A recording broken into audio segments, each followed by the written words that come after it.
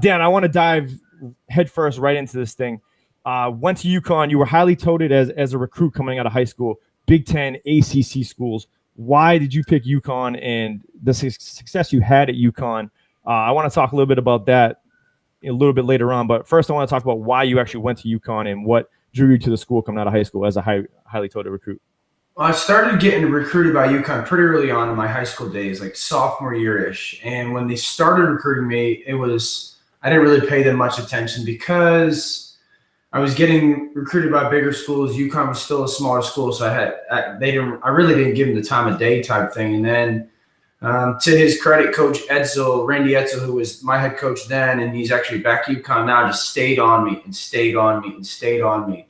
And even though I was kind of spending most of my time thinking about the other schools like Purdue and Michigan State and UVA and all those bigger conference schools, he stayed with me, kept selling me on the dream or like the possibility of doing what everyone thought was crazy, taking UConn from like 1AA to 1A and in-state and all that stuff. So it really came down to me falling in love with what he was, I guess, and I tell people, selling me in a way. I was probably one of the best decisions of my life for sure.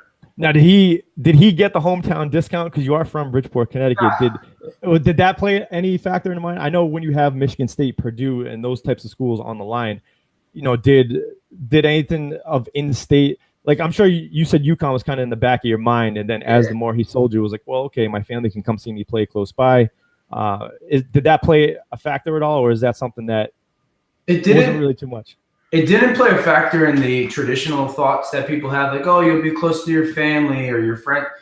It played a factor in the thought process that I was from Connecticut and I wanted to be the guy to put the place on the map. Like, that's where it played. I wasn't from New York and, okay, go do it at UConn. Like, I wanted to be the kid from Connecticut that then in turn put the state school on the map. Because when you're from Connecticut, all we have is UConn. We have UConn and like ESPN. So UConn is our baby in a way. So that played certainly a factor in my mind. And I remember as a teenager, people telling me, this is such an important decision for you because 20 years from now, you'll be able to go back to the state and, so many doors will be opened up for you. And I didn't even recognize what they were trying to tell me. Like, I was like, I'm going for football. And so the cool thing is being able to go back to the state now, and people always reference the UConn days and whatnot. So, I just wanted to be the kid from the state that put the school on the map. Yeah. Now, they went from division.